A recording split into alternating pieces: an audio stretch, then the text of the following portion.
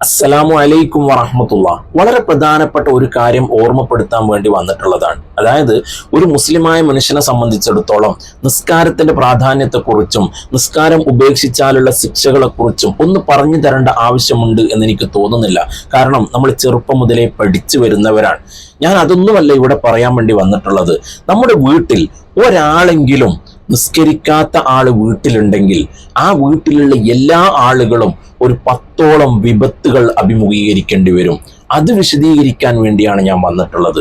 കൂടുതലൊന്നും പറയാതെ ഞാൻ വിഷയത്തിലേക്ക് കടക്കുകയാണ്. അതായത് ചില വീടുകളിലുണ്ട്, ഏകദേശം ആളുകളും ആ വീട്ടിൽ നിസ്കരിക്കുന്നവരായിരിക്കും. ചിലപ്പോൾ 1-2 ആളുകളൊക്കെ നിസ്കരിക്കാത്തവരുണ്ടെങ്കിൽ ആ വീട്ടിലെ പ്രശ്നങ്ങൾ ഉണ്ടാകും. അത് ഉറപ്പാണ്.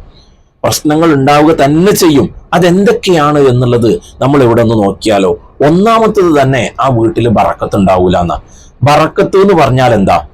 ഉള്ളതില് അധികമായി നമുക്ക് ലഭിക്കുക എന്നുള്ളതാണ്.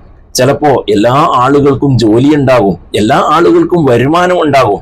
എന്നാലോ ജീവിതം ഒരു തലയിൽ നിന്നും മറ്റേ തലയിലേക്ക് കൂട്ടിമുട്ടിക്കാൻ കഴിയാത്ത ഒരു അവസ്ഥയായിരിക്കും. ബാങ്കിൽ നിന്നുള്ള ലോണായിരിക്കും, അപ്പുറം ഇപ്പുറം കടമായിരിക്കും. ഇങ്ങനെ പല തരത്തില് ബറക്കത്തില്ലാത്ത അവസ്ഥയായിരിക്കും ആ വീട്ടിലുണ്ടാവുക. അത് ഒന്നാമത്തതാണ്. രണ്ടാമത്തത് എന്ന് പറയുന്നത് ജീവിതത്തിൽ കഷ്ടപ്പാടുണ്ടാകും. എപ്പോഴും കഷ്ടപ്പാട് തന്നെയായിരിക്കും. കഷ്ടപ്പാടുകളും ബുദ്ധിമുട്ടും ദുരിതവും ഇത് തന്നെയായിരിക്കും. കാരണം എന്താ? ഞാൻ ഈ പറഞ്ഞ പോലെ ഏകദേശം ആളുകളും വീട്ടിൽ നിസ്കരിക്കുന്നവരായിരിക്കും. എന്നാൽ 1-2 ആളുകൾ നിസ്കരിക്കാത്തവർ ആ വീട്ടിലുണ്ടെങ്കിൽ അള്ളാഹുവിന്റെ പരീക്ഷണമാണത്. എല്ലാ ആളുകളും വീട്ടിൽ ഒരു നിസ്കാരവും ഖളാ ആവാതെ ഏതെങ്കിലും രൂപത്തിൽ ഖളാ ആയി പോയാൽ തന്നെ അത് ഖളാ വീട്ടിയിട്ട് ആ നിസ്കാരം എന്നുള്ളത് വളരെ കൃത്യതയോടുകൂടി തന്നെ നമ്മൾ നിസ്കരിക്കുകയാണെങ്കിൽ ആ വീട്ടിൽ ഇതുപോലെയുള്ള പ്രശ്നങ്ങൾ ഉണ്ടാവില്ല. മൂന്നാമത്തേതായി പറഞ്ഞത് ഹൃദയം കട്ടിയുള്ളവരായി മാറും. അതായത് വീട്ടിൽ നിസ്കരിക്കാത്ത ഒരാളുണ്ടെങ്കിൽ അദ്ദേഹത്തിന് മറ്റുള്ള ആളുകളോട് സോഫ്റ്റായിട്ട് പെരുമാറാൻ കഴിയില്ല.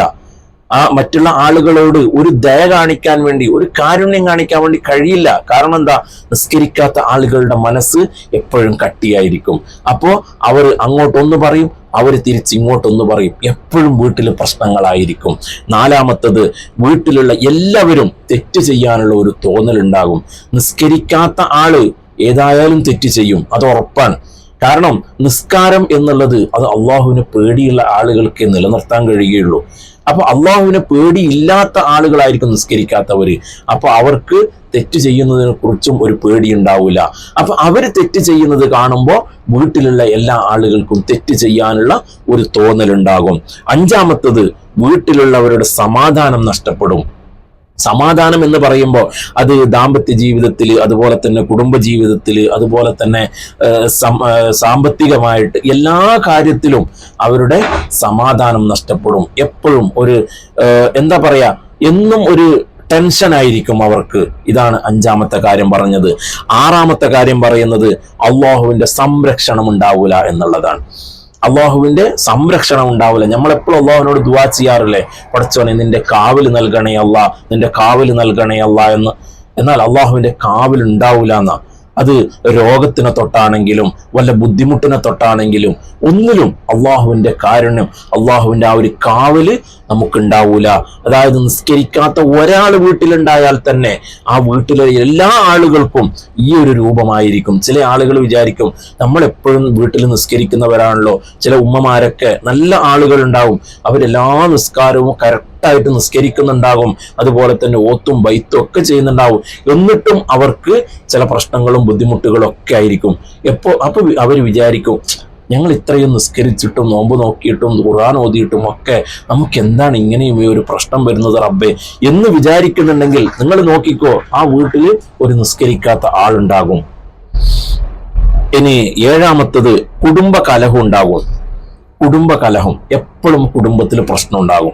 അതിനെത്ര പരിഹരിച്ചാലും ആ പരിഹാരം ഒരു സഫലമാകൂല. ഒരിക്കൽ പരിഹരിച്ചോ വീണ്ടും പ്രശ്നം ഉണ്ടാകും, പിന്നെ ഒരിക്കൽ പരിഹരിച്ചോ വീണ്ടും പ്രശ്നം ഉണ്ടാകും. ഇങ്ങനെ കുടുംബ കലഹങ്ങൾ എപ്പോഴും ഉണ്ടാവുന്ന, അതാണ് ഏഴാമതായി പറഞ്ഞത്. എട്ടാമത്, ഈമാൻ ഉണ്ടാവൂല വീട്ടില്.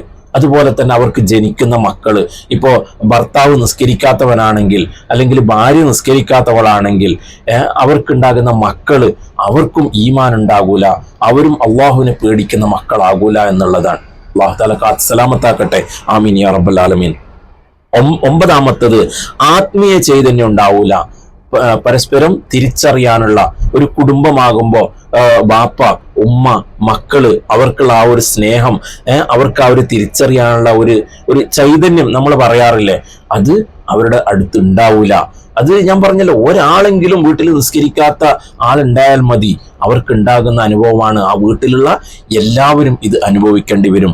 പത്താമത്തത്, സ്വർഗത്തിൽ നിന്നും വഞ്ചിക്കപ്പെടും. നമ്മൾ വിചാരിക്കുന്നത് നമ്മൾ നല്ല പോലെ നിസ്കരിക്കുന്നുണ്ട്, അള്ളാഹുവിനെ പേടിച്ച് ജീവിക്കുന്നുണ്ട്, നമുക്ക് അള്ളാഹുവിൻ്റെ ആ ഒരു കാരുണ്യം കൊണ്ട് സ്വർഗം കിട്ടും എന്നൊക്കെ നമ്മൾ വിചാരിക്കുന്നുണ്ടെങ്കിലും ഈ നിസ്കരിക്കാത്ത ഒരാള് നമ്മുടെ വീട്ടിലുണ്ടെങ്കിൽ അവരുടെ പ്രശ്നം കൊണ്ട് നമ്മുടെ സ്വർഗം വഞ്ചിക്കപ്പെടാൻ സാധ്യതയുണ്ട് എന്നുള്ളതാണ്. ഇങ്ങനെ ഈ ഒരു 10ഓളം കാര്യങ്ങൾ ആ വീട്ടിലുള്ള എല്ലാ ആളുകളും അനുഭവിക്കുന്നുള്ളതാണ്. വീട്ടിലുള്ള പ്രശ്നങ്ങൾ ഉണ്ടാകുമ്പോൾ ഒരാൾക്ക് മാത്രമായിട്ടല്ലല്ലോ പ്രശ്നം ഉണ്ടാവുക, എല്ലാവർക്കും പ്രശ്നം ഉണ്ടാകും. അതുപോലെ തന്നെ ബുദ്ധിമുട്ടുകൾ ഉണ്ടാകുമ്പോൾ, ബറക്കത്തില്ലായ്മ ഉണ്ടാകുമ്പോൾ, ഇങ്ങനെ എല്ലാ കാര്യങ്ങളും ആ വീട്ടിലുള്ള എല്ലാവരും അനുഭവിക്കും എന്നുള്ളതാണ്. അല്ലാഹു സുബ്ഹാനഹു വ തആല നിസ്കാരം കൃത്യമായി നിസ്കരിക്കാൻ നമുക്കെല്ലാവർക്കും തൗഫീക്ക് നൽകുമാറാവട്ടെ. മറ്റ് എല്ലാ ഇബാദത്തുകളും അല്ലാഹു തആല സ്വീകരിക്കുന്ന രൂപത്തിൽ ചെയ്യാൻ നമുക്കെല്ലാവർക്കും അല്ലാഹു തആല തൗഫീക്ക് നൽകുമാറാവട്ടെ. ആമീൻ യാ റബ്ബൽ ആലമീൻ. ഇതുപോലെയുള്ള നല്ല നല്ല അറിവുകൾ ലഭിക്കാൻ വേണ്ടി നമ്മുടെ ചാനൽ സബ്സ്ക്രൈബ് ചെയ്യാൻ മറക്കണ്ട. ബെൽ ഐക്കൺ അമർത്തിയിട്ട് ഓൾ എന്നുള്ള ഓപ്ഷൻ കൊടുക്കുക. അസ്സലാമു അലൈക്കും വറഹ്മത്തുള്ളാഹി.